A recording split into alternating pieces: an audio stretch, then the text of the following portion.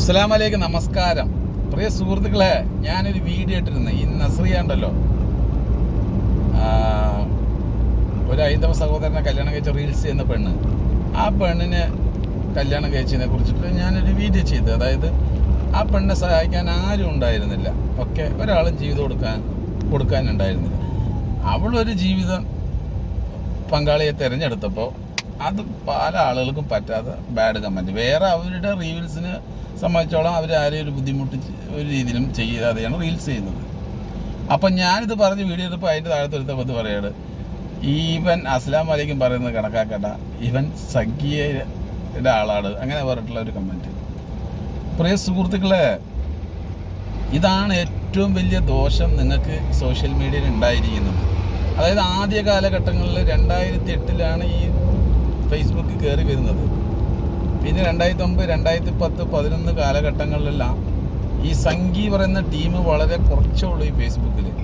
മനസ്സിലായ? ഒരാൾ വന്നിട്ട്, അതും ഫുള്ള് ഫേക്ക് ഐ ഡി അയക്കും. നിങ്ങൾക്കറിയാം, ഫേക്ക് ഐ ഡി വന്നിട്ടാണ് ഇവർ കൂടുതൽ കമൻ്റ് അടിക്കുക. കാരണം എല്ലാവരും ഇവിടെ ആക്രമിച്ചാലോ എന്നുള്ള ലെവലിൽ അവർ ഒതുങ്ങി നിൽക്കുകയായിരുന്നു. ഇന്ന് നിങ്ങൾ നോക്ക് കഥ, ഇന്ന് ഫുള്ള് എവിടെ നോക്കിയാലും ഫേക്ക് ഐ ഡി ഇല്ലാതെ തന്നെ വന്ന് കമൻ്റ് അടിക്കുന്നുണ്ട്. അപ്പോൾ എന്താണ് നിങ്ങൾക്ക് ഇതിൽ മനസ്സിലായത്? നമ്മുടെ മഹാനടനായ മമ്മൂട്ടിക്ക് വരെ ഫുള്ള് ബാഡ് കമൻറ്റ്. ഞാൻ അന്തം വിട്ടുപോയി. കാരണം എന്താ വെച്ച് കഴിഞ്ഞാൽ ഏറ്റവും കൂടുതൽ ഹൈന്ദവരെ സഹായിക്കുന്ന ഒരു വ്യക്തിയാണ് മമ്മൂട്ടി. എത്ര വീഡിയോസ് വരുന്നുണ്ട്, ഒരു കണ്ണ് കാണാതെ ഒരു പെണ്ണ് ഹൈന്ദവ സഹോദരിക്ക് സഹായിക്കുന്ന വീഡിയോസ് ഒരുപാടെണ്ണം അങ്ങനെ ഉണ്ട്. അയാൾ ആ മനുഷ്യനെ വരെ ഫോട്ടോ കൊണ്ട് ഓരോ പേജുകൾ ഉണ്ടാക്കിയിട്ട് അയാളെ കൊണ്ടിട്ടിട്ട് സുഡാപ്പിന്ന് അവരുടെ ഫുള്ള് തെറി വാങ്ങി കൊടുക്കുക. അപ്പോൾ ഇതെന്താ സംഭവം എന്ന് വെച്ച് കഴിഞ്ഞ് പറഞ്ഞാൽ, ഈ സംഗീതം കൊണ്ട് നിങ്ങൾ ആദ്യ കാലഘട്ടങ്ങളിൽ നിങ്ങൾ എന്തെല്ലാം ചെയ്തോ അതെല്ലാം ഇട്ട് ഈ സാധാരണ, അതായത് ഈ സംഖ്യയായ ആളുകൾ വന്നിട്ട് ഇത് ഹിന്ദു മതക്കാരെയാണ് പറയുന്നത്, ഹൈന്ദവരെയാണ് പറയുന്നത് എന്നുള്ളത് അവർ മാറ്റിയെടുത്തു. അപ്പോൾ സാധാരണ ഒരു ഹൈന്ദവനടക്കം ഇങ്ങനത്തെ ഒരു പോസ്റ്റർ കാണുമ്പോൾ, സംഗീതം എന്ന് പറഞ്ഞൊരു പോസ്റ്റർ നിങ്ങൾ ഇടുവോ അല്ലെങ്കിൽ സംഗീതം കൊണ്ട് നിങ്ങളൊരാളെ വീഡിയോ ചെയ്യുകയോ ചെയ്ത് കഴിഞ്ഞാൽ ഓടെ വഴികൂടെ അവരടക്കം തെറി പറഞ്ഞിട്ട് അവരും, അല്ലെങ്കിൽ ഒരു നമ്മുടെ മമ്മൂട്ടി അല്ലെങ്കിൽ ആസിഫ് അലി അല്ലെങ്കിൽ ഈ പറയുന്ന പോലെ ദുൽഖർ, അങ്ങനെ ഒരുപാട് മുസ്ലിം നടന്മാരുണ്ട് മലയാളത്തിൽ. അവരുടെ ആരുടെയും ഒരു പോസ്റ്റ് ഇട്ടിട്ട് അതിൻ്റെ താഴത്ത് ഫുള്ള് തെറി പറയുക. നിങ്ങൾ കാണാൻ പറ്റും ഇതൊക്കെ, നമ്മളിത് വെറുതെ പറയുന്നൊന്നല്ല.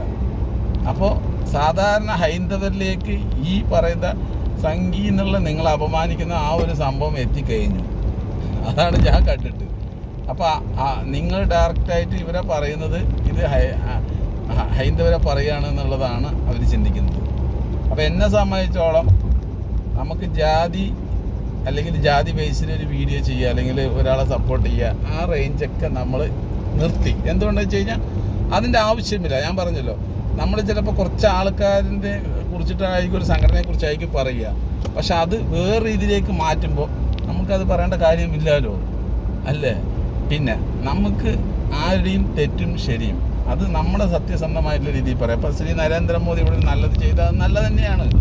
അതിൽ നമുക്ക് ദോഷം പറയാനൊന്നുമില്ലെങ്കിൽ അത് നമുക്ക് സപ്പോർട്ട് ചെയ്യാം. അത് നമ്മൾ മുസ്ലിമാണോ ഹിന്ദു ആണോ എന്ന് നോക്കേണ്ട കാര്യമില്ല. അയാൾ പ്രധാനമന്ത്രിയാണ്, ഇത്രേ ഉള്ളൂ സംഭവം. പിന്നെ ആനുകൂല്യങ്ങൾ ഇവിടെ അവരവരുടെ ആൾക്കാർക്ക് തന്നെ ഇവിടെ എല്ലാവരും ചെയ്യുന്നത്. അത് ഒരു ഓഫീസിൽ നിങ്ങൾ സ്വന്തമായി ചെയ്താലും അവനവൻ്റെ ആൾക്കാർക്ക് എന്താ വെച്ചാൽ കൊടുക്കും. ഇത് കാലങ്ങളായിട്ടുള്ളതാണ്. അപ്പോൾ ഈ കൊച്ചി റോഡ് ഞാൻ പറഞ്ഞു വന്നത്, നിങ്ങൾ ഇതൊക്കെ നിങ്ങൾക്ക് ഫേസ്ബുക്കിൽ കാണുമ്പോൾ അതുപോലെ തന്നെ നിങ്ങൾ ഈ കൊച്ചി റോഡിലേക്ക് ഒന്ന് ഇറങ്ങി നോക്ക്.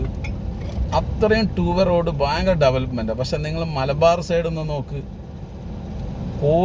മറ്റേ പാലക്കാട് നിന്ന് കോഴിക്കോട്ടേക്ക് പോകാൻ പറ്റുന്ന മരണക്കിടറാ, ജീവൻ തിരിച്ചു വരില്ല. ആ 4 സ്കൂൾ കുട്ടികൾ മരിച്ചില്ലേ, ആ സ്ഥലത്ത് മാത്രം വായടയ്ക്കാൻ വേണ്ടിയിട്ട് കുറച്ച് എന്താ പറയുക, ഈ പ്ലാസ്റ്റിക്കിൽ കുറച്ച് ഡിവൈഡ് ഉണ്ടാക്കി വെച്ചിരിക്കുന്നത്, ആ ഭാഗത്ത് മാത്രം കണ്ണിപ്പൊടി ഇടാൻ വേണ്ടിയിട്ട്. എന്നിട്ട് 4 പോലീസുകാരെയും നിർത്തിയിരിക്കുന്നു.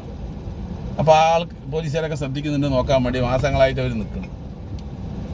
ബാക്കിയുള്ള എവിടേക്ക് എത്തി ചെയ്യുക, എല്ലാവിടെയും അതേപോലെ തന്നെ റോഡ്. കാരണം എന്താ വെച്ച് കഴിഞ്ഞാൽ മൈസൂരിൽ നിന്നും ബാംഗ്ലൂരിൽ നിന്നും കർണാടകയിൽ നിന്നൊക്കെ ഈ ലോറികളും വലിയ വലിയ ചരക്ക് ലോറിയിലാണ് ഇവർ വരുന്നത്. ഇവിടെ ഹെൽമെറ്റ് ഇല്ലാത്ത, ബാക്ക് സീറ്റ് ഇരിക്കാത്തവർക്ക് വരെ 500 രൂപ ഫൈൻ അടിച്ചു കൊടുക്കുന്നത്. ഇവിടെ കുത്തിത്തിരിക്കിയിട്ട് ഒരു ലോഡിങ് വണ്ടിയിൽ ഇത്രയും സാധനം വെക്കാൻ പാടുള്ളൂ എന്നുണ്ട്.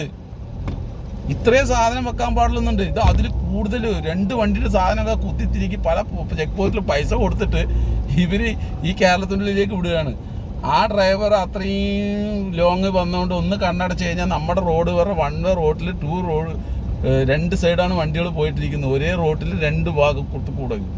അത് എപ്പോൾ വേണമെങ്കിൽ ആ ഡ്രൈവർ അത് ഉറങ്ങി അപ്പോൾ ഇടി, അപ്പോൾ 10 ആൾക്കാർ മരിച്ചു, നമുക്കൊരു വാർത്തയായി, ഫേസ്ബുക്ക് ലൈവായി മറ്റേ മീഡിയകൾ.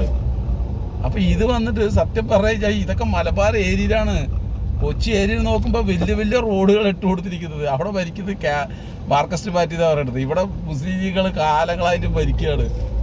എത്ര വർഷമായി കോൺഗ്രസ്സൊക്കെ എത്ര വർഷമായി അവിടെ ഭരിക്കുന്നത്? എന്താണ് അവസ്ഥ? ഇതൊക്കെ നമ്മൾ ചിന്തിക്കാനുണ്ട്. അപ്പോൾ വെറുതെ വർഗീയത ഇതൊക്കെ പറഞ്ഞിട്ടൊന്നും ഒരു കാര്യമില്ല പ്രിയ സുഹൃത്തുക്കളെ. നമ്മളെ സംബന്ധിച്ചോളം നമ്മുടെ എന്തെങ്കിലും ഒരു വിഷയം ഉണ്ടെങ്കിൽ അതൊന്ന് പറയും. അതിൽ നമ്മൾ ജാതി ഇതൊന്നും നോക്കാറില്ല. ഓക്കെ, നമുക്ക് ശരി തോന്നുന്നു പറയും. ചിലവർക്ക് അത് ഇപ്പം ഞാനിപ്പോൾ ഇന്നിപ്പോൾ ഒരു മമ്മൂട്ടിയുടെ ഒരു വിഷയം നല്ലത് പറയുന്നു അല്ലെങ്കിൽ ബാഡ് പറയുന്നു വെച്ച് കഴിഞ്ഞാൽ ഇന്ന് മമ്മൂട്ടിയുടെ കാര്യം. നാളെ ഞാനിപ്പോൾ ഒരു സുരേഷ് ഗോപിയുടെ പറയുകയാണെങ്കിൽ അത് ആ വിഷയത്തിനെ കുറിച്ച് മാത്രമാണ് പറയുന്നത്. അല്ലാതെ നമ്മളൊരു സംഖ്യയായിട്ടോ അല്ലെങ്കിൽ നമ്മളൊരു സുഡാപ്പി ആയിട്ടോ ഒന്നല്ല. നമ്മൾ ആ വിഷയത്തിനെ കുറിച്ച് നമ്മുടെ ഒരു അഭിപ്രായം പറയുന്നതാണ്. ഇപ്പോൾ എൻ്റെ ഒരു അഭിപ്രായമാണ്. എന്താണ് ഈ സംഗീതം ഈ സുഡാപ്പി എന്നുള്ള ഈ കമൻറ്റുള്ള ഈ വർഗീയത ഉണ്ടല്ലോ, അത് മനുഷ്യരുടെ ഇടയിൽ വളരെയധികം ബുദ്ധിമുട്ടുകളും വളരെ പ്രയാസം, നമുക്കൊരു ഉപകാരവും ഇല്ലാത്തൊരു സംഭവമാണെന്നാണ് എനിക്ക് പറയാനുള്ളത്. പക്ഷേ നമ്മൾ നാട്ടിലേക്ക് ഇറങ്ങിക്കഴിഞ്ഞാൽ ഇതൊക്കെ ഫേസ്ബുക്കിലോട്ട് കേട്ടോ, നാട്ടിലേക്ക് ഇറങ്ങിക്കഴിഞ്ഞ് പറഞ്ഞാൽ നാട്ടിലൊന്നുമില്ല. എല്ലാവരും വളരെയധികം പാലക്കാടൊക്കെ അറിയാമല്ലോ, പാലക്കാടൊക്കെ വളരെയധികം ഈ ഹൈന്ദവരും മുസ്ലിങ്ങളൊക്കെ ഭയങ്കര കണക്ഷനാണ്. എൻ്റെയൊക്കെ വീട്ടിലൊരു 10 വീട്ടിൽ ഒരു 5 വീടും ഹൈന്ദവരുടെ ആയിരിക്കും എൻ്റെ വീട്ടിൻ്റെ ഭാഗത്തൊക്കെ. ഞങ്ങളുടെ പുറകിലാണ് ഈ പട്ടന്മാരുടെ ഗ്രാമങ്ങളൊക്കെ ഉള്ളത്. അത്രയും, അതായത് നമ്മുടെ ഒരു സൈഡിൽ. അപ്പോൾ അത്രയും ഭയങ്കര കണക്ഷനാണ്. അപ്പോൾ ഞാൻ പറഞ്ഞു വരുന്നത് ഈ ഫേസ്ബുക്കിൽ മാത്രമേ ഉള്ളൂ ഇതൊക്കെ. അല്ല മനുഷ്യർ നേരിട്ടൊന്നുമില്ല. വെറുതെ പോണ വഴി കൂടെ ഒരു വീഡിയോ കാണുമ്പോൾ അതിൻ്റെ ഇടയിൽ കൂടെ ഒന്ന് എഴുതി വിടുകയാണ് വർഗീയത. അതിന് വേണ്ടിയിട്ട് കുറേ പേജുകൾ വർക്ക് ചെയ്യുന്നുമുണ്ട്. മനുഷ്യൻ്റെ മനസ്സിൻ്റെ ഉള്ളിൽ വർഗീയത ഇളക്കാൻ വേണ്ടിയിട്ട് ഇവന്മാർ എന്ത് ചെയ്യുന്നറിയോ, അങ്ങനത്തെ കണ്ടൻറ്റ് നോക്കിയിട്ട് പോസ്റ്റ് ചെയ്യും. അതൊക്കെ നമ്മൾ ശ്രദ്ധിക്കണം. നമ്മൾ ഒരു മതക്കാരെ അപമാനിക്കുമ്പോൾ നമ്മൾ കൂടെ ചേർന്നിട്ട് അത് നമ്മൾ സപ്പോർട്ട് ചെയ്യരുത്. അത് ഏതായാലും ശരി, ഒരാളെ സംഖ്യയാണ് അല്ലെങ്കിൽ സുഡാപ്പിയാണെന്ന് പറയുമ്പോൾ നമ്മളത് അതിന് വേണ്ടിയിട്ടാണ് ആ പോസ്റ്റ് ഇടുമ്പോൾ നിങ്ങൾ ഒരിക്കലും സപ്പോർട്ട് ചെയ്യരുത്. അത് സപ്പോർട്ട് ചെയ്യുമ്പോൾ എന്താണെന്ന് വെച്ചാൽ ഞാനായിട്ട് നിങ്ങൾ സപ്പോർട്ട് ചെയ്യരുത്. അതെന്താണെന്ന് വെച്ച് കഴിഞ്ഞാൽ അത് നമുക്ക് ദോഷം നമ്മുടെ മലയാളികളുടെ ഉള്ളിലേക്ക് ചെയ്യും. അപ്പോൾ ചിന്തിക്കുക, മുന്നോട്ട് പോവുക. ഓക്കെ.